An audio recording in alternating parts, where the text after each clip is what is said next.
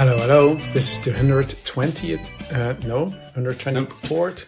Which version? 124th test from the future. Start over or keep on going? No, we keep on going. 124th, yeah. An experimental podcast from the year 2223, which we are sending from our present to yours. My name is Dirk. And my name is Simon. And we're putting the past in podcast and the pronunciation problems into the number of the podcast. Mm-hmm. Put those there too. 124th. So today we're finally getting to Globust engines. Yes. I think we were going to talk about them a few weeks ago. Had an unexpected guest. But today we're going to talk about Globust engines for real. Especially since we saw them last week at the river. Exactly. Yeah, it jogged your memory, jogged my memory. Yeah. That was pretty fortuitous. But first we get to our segment. Of course. The irregular segment. Yeah, regular/irregular segment in the news. Yeah. Because it even ties into something we've been experiencing in a podcast ourselves. Was it also last week where we had this interference? Yeah, we could I think so. kind of hear something, but we couldn't work out what it was. Apparently it wasn't just us. Apparently it's been happening regularly, recently, and more frequently. And the UN formed a hypothesis. And this is they come from parallel dimensions, these interferences. Yeah, that's a pretty big leap, yeah? Parallel dimensions. So, and first, even supposing that exists, and then that's the core, or at least that's where the interference is coming from. And then, parallel dimensions, they are, let's say, a part of folklore. Exactly. I think everyone's familiar with the idea from fiction. From fiction, exactly. Like Little Red Riding Hood or something like that, Right. Like the one where she's actually a robot.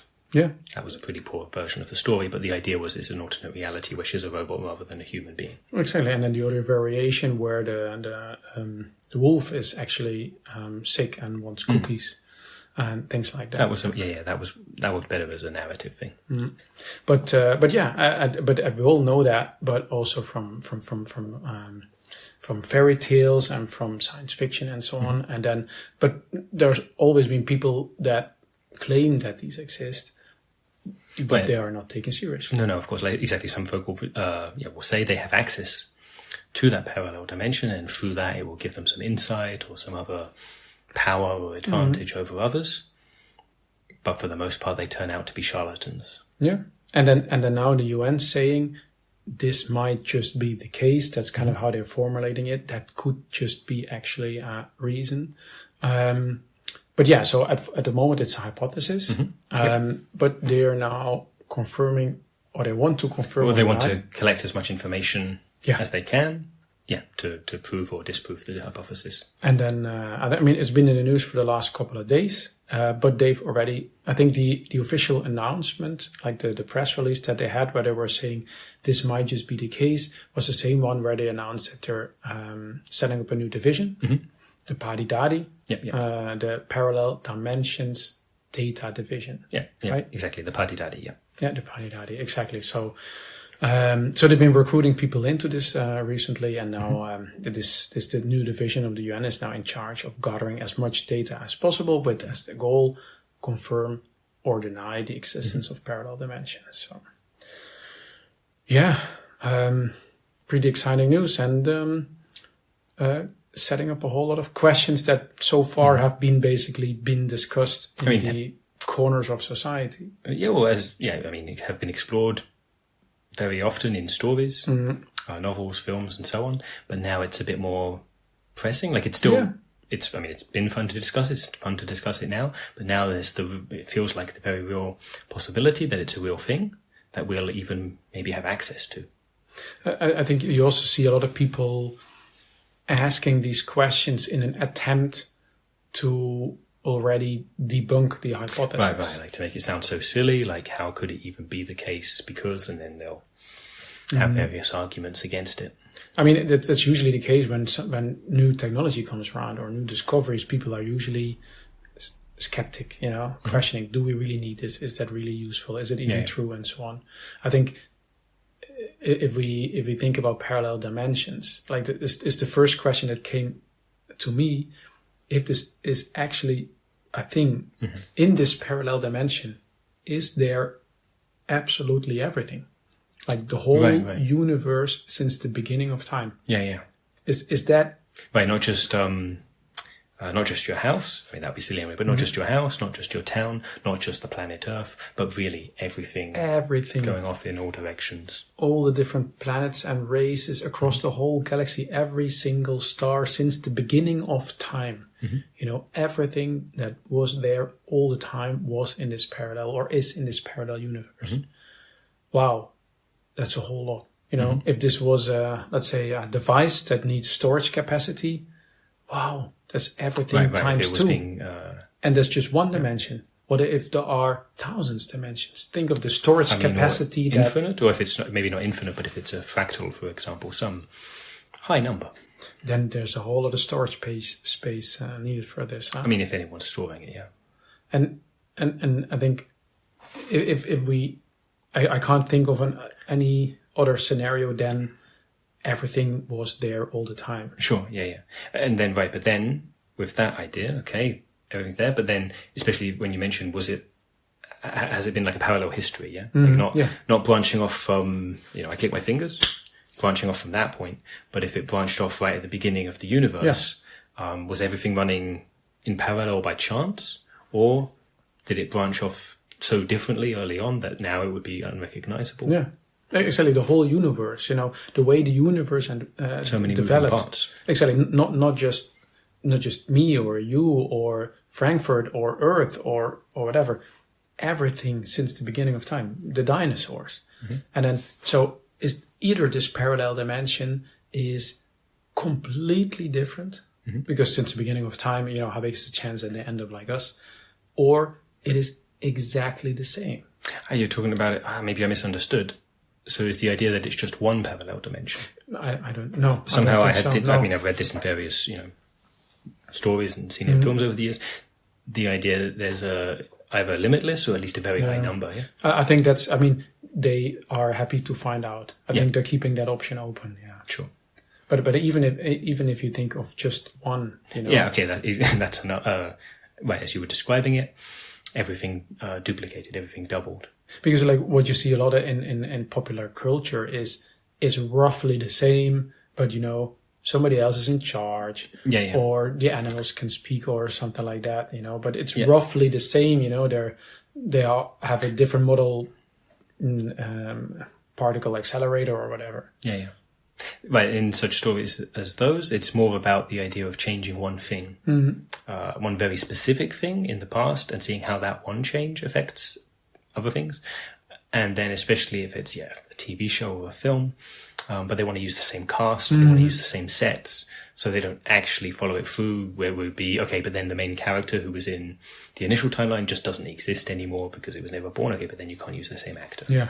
So, okay, they're working with the idea of parallel dimensions where it's similar enough that they can do that. Yeah. I mean, and as far as like fiction goes, I can totally understand it, but sure. but for a real parallel dimension, like fiction is so simplified, yeah. Like as I was just describing there, the constraints of actors and sets and so on. Real universe presumably not being constrained in that way, it'll be really interesting if we do find out how different things are. Exactly, and then if you think about it, what about the scenario where everything was the same until 2143, and then things started to slowly branch off?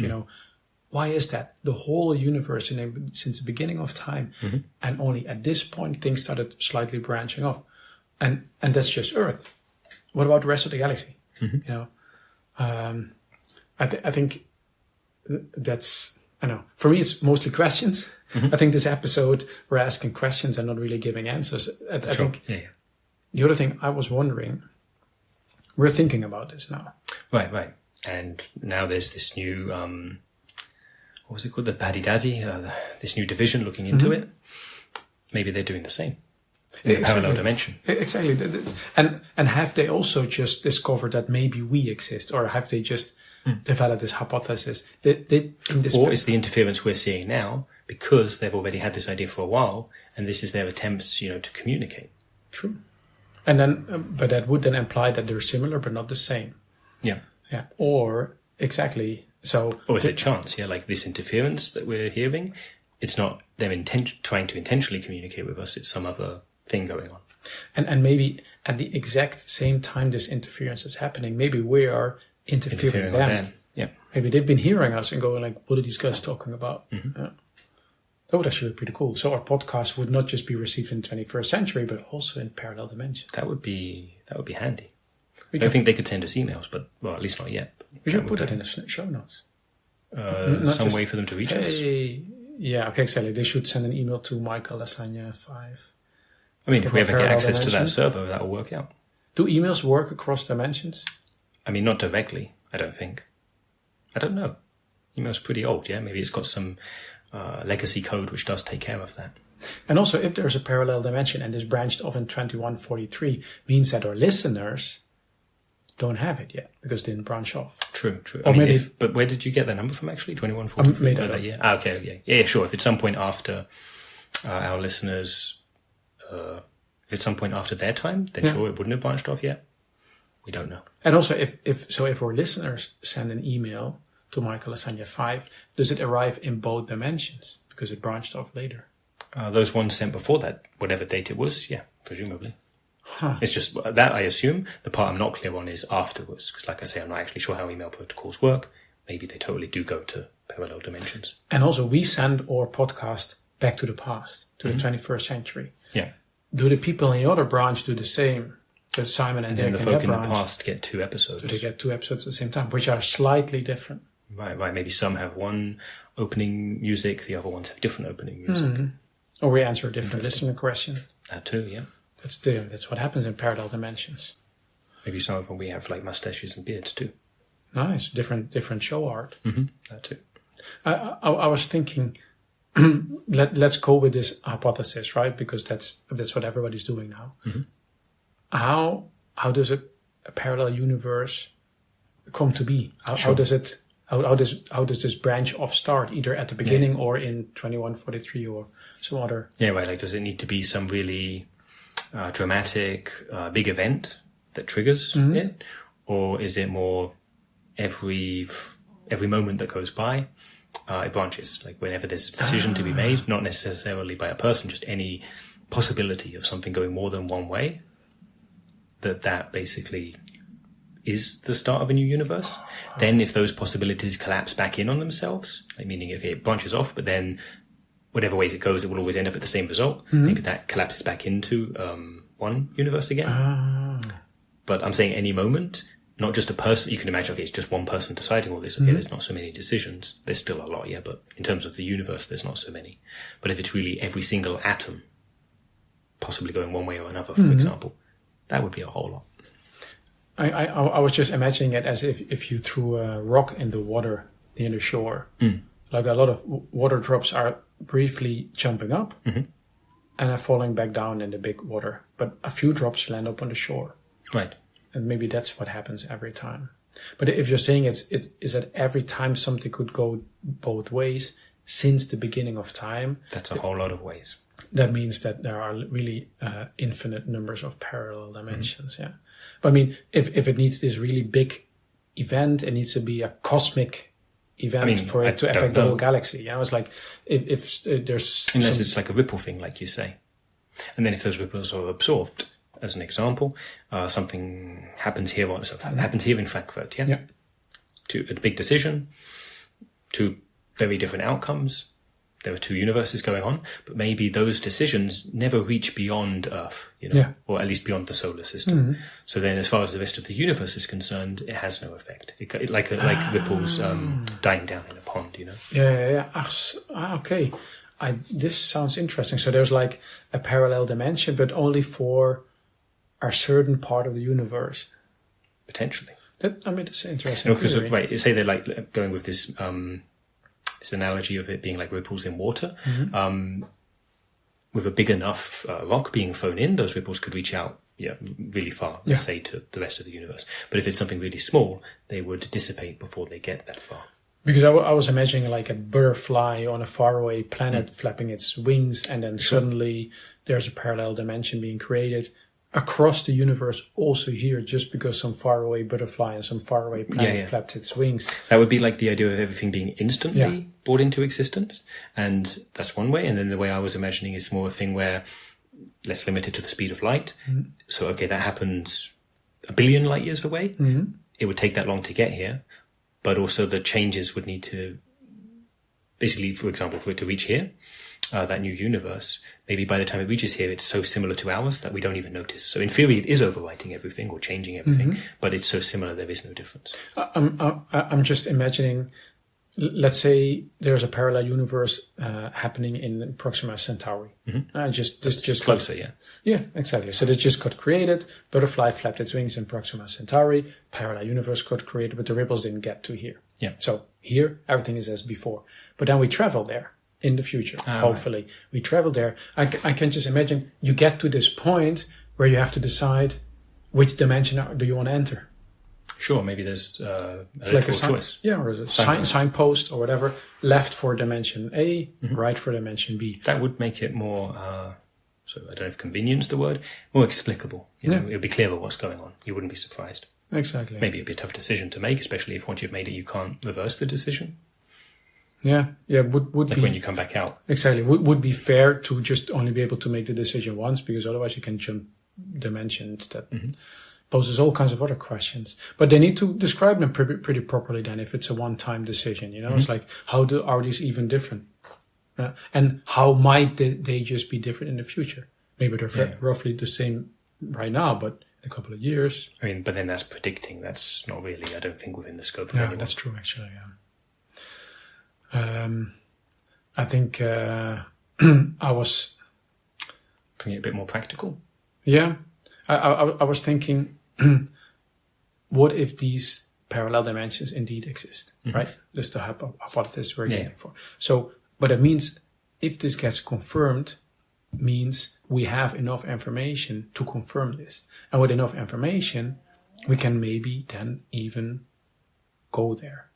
Yeah. Physics. I mean, that's so. Right now, the interference seems to be audio. Yeah, true. It's a bit of a leap. Like we can't travel back in time, you know, with how we send the podcasts back. So maybe it would be a bit of a leap to imagine we can actually travel to the parallel dimension. But if we can communicate with them, even just in the form of podcasts, I mean, that would be a pretty big. That would already deal as well. But I was thinking really practical. Let's say. You want to get to the store because you want to buy something, but the store just closed. So you can wait until tomorrow. Or go to the parallel dimension where the shops are open 1 hour longer. Exactly, yeah. Or you wanted to go to a live show, but your hoverboard broke down, so you didn't get there on time. You couldn't get a teleporter, or your teleporter didn't work, or whatever. You missed a live show. Yeah. And sure, you could experience a recording, or go to the parallel dimension where that same performance is the next day. Yeah, exactly. Or let's say you bumped into somebody and they fell, you know, all their eggs on the street. Quickly jump to a parallel dimension, you probably bumped into them there as well, huh? Yeah, if you jump in there. Yeah. I'm just, if it's a parallel dimension, if it's very different, it's useless. Potentially. I mean, especially if it's some unbreathable atmosphere, for example. Exactly. The dinosaurs never died out. Humans never came to be. Martians briefly visited Earth. I mean, it wouldn't be useless, but it wouldn't be helpful if you wanted to go see a concert. I can just imagine the Martians visiting Earth going like, whoa, what are these big guys with big feet? Let's go somewhere else. That would have been very different then, yeah. But if it's the same, you go to the other dimension and the store is also closed. And the live performance is also already finished. Yeah, right, when it's so similar. So and keep in mind, then presumably there's a version of you there as well, like another version of you. True. So you want to go to the store to buy this last particular thing, and it's sold out because you already bought it. Yeah. I mean, that's if that other one went earlier in the day, but maybe you even could both, you know, similar rhythm, similar time of the day that you usually go shopping, well, then you'd both end up there at the same time. Yeah, and if it's identical, then exactly you will bump into yourself all the time. Yeah. Wow, lots of practical things to consider. This is actually the case. The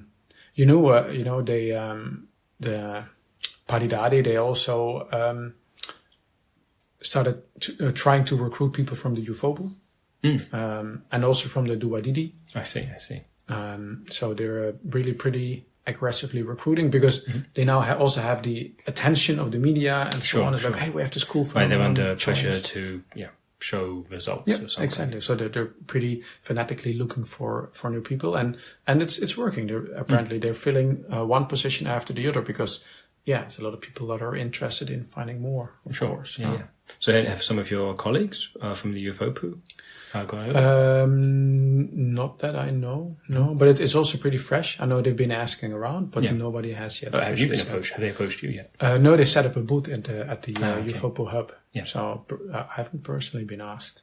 To be honest, I'm already having 2 jobs. I'm not sure. Sure. I would have to quit one of them. Yeah.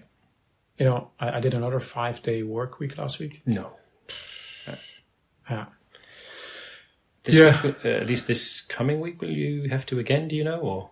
At the moment, I have a regular 3-day work week planned, but I already know the UFOPO wants to have a meeting. At the same time, I have city council stuff. So let's see. Yep. Okay, I think that's enough about our segment in the news. Right. How long? We are already over 20 minutes. Right, we wanted to, our topic for today is Globust engines, but I think at this point, if we started talking about it, we wouldn't be able to do it justice. Yeah. Then we'll do them some other time, huh? Another time, yep. Gives us a few more minutes for a listener question. Yeah, I think that would be a good idea. We'll answer one of these questions today. We got an email from Felix. He's written to us in the past. I think this was in response to episode 95. Definitely in the past, yeah. Yeah. And the question we're going to answer today, so he asked us, is there a PS40 yet? A PS40? PS40. Yeah, totally. Yeah, of course. The Party Simulator 40. Don't think we've mentioned the Party Simulator before. I don't think so. So we can briefly describe it. So it's a device that allows you to pretend to have a party with 40 guests. It's very useful if you want to celebrate something, but all the people you would like to celebrate with are busy and can't make it. So simulates a party for you. Yeah, of course we have the PS40. Yeah, no, totally. PS40. I've used it several times. It's pretty cool. You can customize who you want to join, people you know, or celebrities, or so on, different party themes. It's pretty cool, actually. PS40 it's a massive upgrade from the PS39. Definitely. I mean, not just because you can invite one more person, but also some of the features are pretty cool. And I didn't know it was. Back then it wouldn't have been. I guess he's saying, is the PS4? I guess that was speculative on Felix's part. Maybe the PS1, PS2. Something like that. Yeah. So we would have a party with like 1 or 2 people. I guess, yeah. Okay, so so the technology advanced, Felix. You can have parties with fake people, up to 40 fake people. It's pretty good stuff. Thanks for the question, Felix, and we'll answer some of your others another time. Okay. That's it for not Globust engines, but I guess parallel dimensions. Yeah, okay. Well, let's make that be the main topic of today's episode. Yeah. And that episode was number 124. And people listening to this message right now, please send an email to us with 124 in the subject line and any questions you like in the email. And that way we'll know this test from the future went back successfully. Did you mention the email address? Hope I did. michaellasagna5@gmail.com, in case I didn't. Okay. Then thanks for listening and see you in 200 years. Bye-bye.